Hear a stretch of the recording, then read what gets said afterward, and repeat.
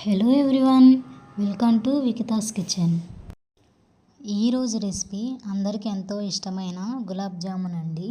కొత్తగా నేర్చుకునే వాళ్ళు ఎవరైనా ఉంటే నేను చెప్పే విధంగా ఇలా ట్రై చేసి చూడండి, మీకు చాలా పర్ఫెక్ట్గా గులాబ్ జామున్ వస్తాయి.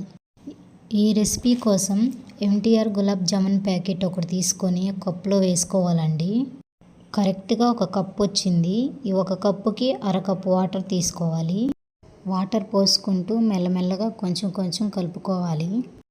చపాతీ పిండిలాగా మరీ అంత గట్టిగా కాకుండా కొంచెం మెల్లగా ప్రెస్ చేస్తూ కలుపుకోవాలండి. పిండి లోపల ఎయిర్ బబుల్స్ ఉంటాయండి, అవి డ్యామేజ్ అవ్వకుండా ఇలా నేను చూపించినట్టు కలుపుకోవాలి. అన్నిటినీ ఇలా రౌండ్గా చుట్టుకొని ఒక ప్లేట్లో తీసుకొని పక్కన ఉంచుకోవాలి. నెక్స్ట్ ఒక కడాయిలో ఆయిల్ తీసుకోవాలి. ఆయిల్ హీట్ అయ్యాక మనం పక్కన రౌండ్ చుట్టి పెట్టుకున్న వాటన్నిటిని ఆయిల్లో వేసి డీప్ ఫ్రై చేసుకోవాలి.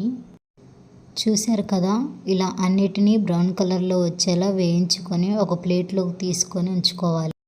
ఇప్పుడు పంచదార పాకం కోసం 1 కప్పు గులాబ్ జామున్ పిండికి 2 కప్పులు పంచదార తీసుకోవాలి. 2 కప్పులు పంచదారకి 2 కప్పులు వాటర్ తీసుకోవాలి. స్టవ్ ఆన్ చేసుకొని స్టవ్ మీద పెట్టుకొని మనకు పంచదార అంతా కరిగి పాకంలాగా వచ్చేలా చూసుకోవాలి. ఇలా కలర్ చేంజ్ అయ్యి కొంచెం థిక్గా వచ్చాక ఫ్లేవర్ కోసం 2 యాలకులు దంచి వేసి స్టవ్ ఆఫ్ చేసుకోవాలి. నెక్స్ట్ వచ్చేసి మనం ఆయిల్లో డీప్ ఫ్రై చేసి పెట్టుకున్న వాటన్నిటిని పంచదార పాకంలో వేసుకొని డిప్ చేసుకోవాలి.